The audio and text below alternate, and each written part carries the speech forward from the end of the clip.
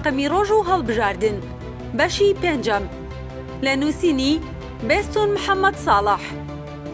رسول الله صلى الله عليه وسلم بفرميت: لا إيمان لمن لا أمانته لا، ولا دين لمن لا عهد له.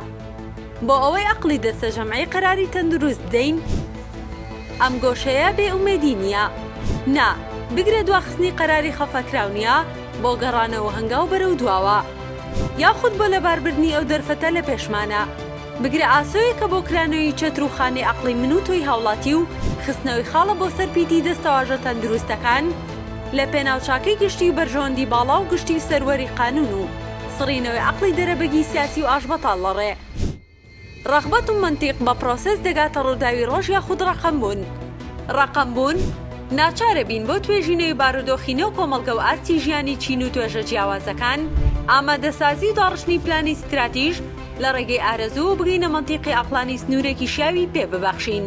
مەسەلەن، ماندێلا پاڵەوانی کاریزمای میلەتەکەی نزیکەی 25 ساڵ زیندانی کرا لەلایەن حکومەتی ئاپارتایتەوە.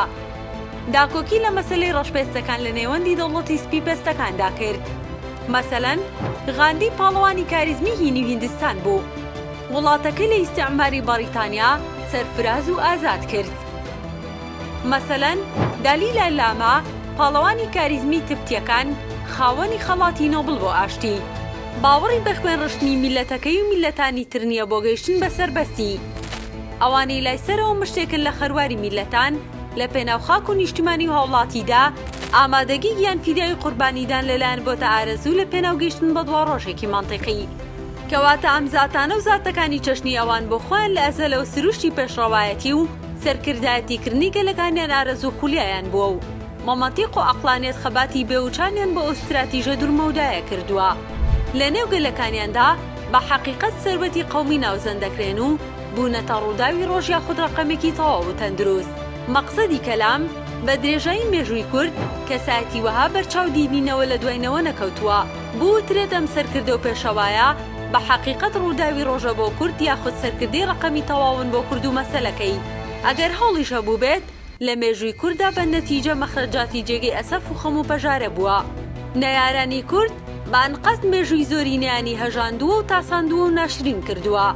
کەواتە ڕەقەمبوون و ڕووداوی ڕۆژ بە زۆرم لێو هاتوو هاوار و من مردووێەوە زیندوو لە نێو میلەتان و قۆناغبەندی مێژوویان بە گۆترە نایەتە دی، تا ئەو دەمەی ئارەزوو منتیق نەبێتە هەوێنی هاوکێشە سیاسەکەی کە ئەمە لە پێناویدا قوربانی گیانبازی بۆ دەکەن. ماوەی 48 کاژێرە خاوەنی گروپێک لە بەناو ئۆپۆزیسیۆن بە جێبەجێکردنی ئالێتی سەروەربوونی قانون و چوونیەکی لە سەپاندنیدا بە قەرارێکی دادپەروەرانە لێپرسینەوەی لە تەکدا کراوە تا ئێرە ئاساییە. ئەوەی ئاسایی نییە هەندێک بە ناڕۆشن فکر و نخبە و کەسانی پاشماوە سەر لێ شێواوی ئۆپۆزیسیۆن بەڕاستی قسەی نامەنتیق و جەدەلی بێبەرامبەر لە کەناڵ و سۆشیال میدیاوە پەخش دەکەن. سکاڵا پەنابردن بۆ دادگا جەدەلێکی ڕێخۆڵە بەکێش و پڕپڕ لە ئارامی بە دواداچوون و کۆکردنەوە لێکۆڵینەوە و ئامادەسازی لە بوونی بەڵگەکان و ڕێکارەکانی دادگاییکردن و گرتنەبەری زنجیرەیەکی دانەبڕاو لە گەڕانەوەی حەق بۆ خاوەن حەق و ئیدانەکردن و سزادانی سەرپێچی کار بێ ئەوەی دەزوەردان و لادان لە میانی دادگاییکردندا ڕوو بدات.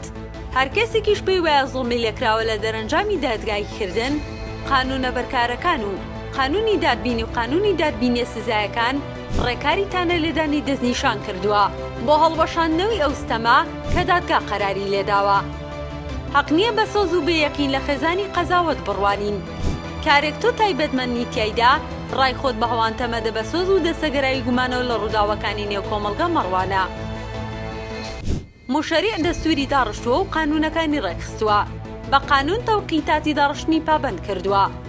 تۆی سیاسی لە ئەنگر و ڕۆشن فکر و نخبە بە هێندەی بەڕێ معریفە و ئارەزوویستی مەنتیقی قسەکان هەڵبژێرە، تلێ هەڵمەگرە ناتوانی نیشانەی پێبگریت و ناشتوانی بیهاوێژیت. و ئەخیرەن تا دەرەبەگی سیاسی ئاشبەتاڵ لە ڕێوهۆز و بنەماڵە و خێزانەکان ئەم نیشتیمانیان لە بن هەنگڵ بێت، نەباسی حکمی ڕەشید بکەن، نەباسی ئۆپۆزیسیۆن و شەریعەتی ئەخلاقی بکەن، لە هەمان کادا نەپاڵەوانەکانیان دەبنە ڕووداوی ڕۆژ و ڕەقەمبوون. ئیدی وەک رادیۆ گوریسی قسەی سەرتەنور مەکەنە شەوشەرە و جوینەوەی ئاکارە تەقلیدەکان و دروستکردنی فلیمی هیندی بەسەر پەرشتیاری سینارستی سەقەت و دەرهێنەری لەو سەقەتر. برا لەم مەملەکەتە جەنجاڵی دەرەبەگی سیاسی ئاشبەتاڵ لەڕێ هەموو یەکتر باش دەناسین و سەرچۆپی شاباشی پاڵەوانە درۆزنەکان مەکەنە ڕووداوی ڕۆژ و ڕقەمی ڕۆژ و هەڵبژاردن. تێگەشتن بۆ کەسی عەقڵ و پاک سەهلە و زۆر جاریش لە ئەنگری پێ دەڵێن ئەسڵەن سەهل نییە، کەواتە دروستە بە وتەی ڕەسوول الله صلی الله عليه وسلم کاتێک ئەفەرمێ لا ئیمانە لیمەن لا ئامانەتە و لا وەلا دینە لیمەن لا عەهدە لا. بەردەوامین.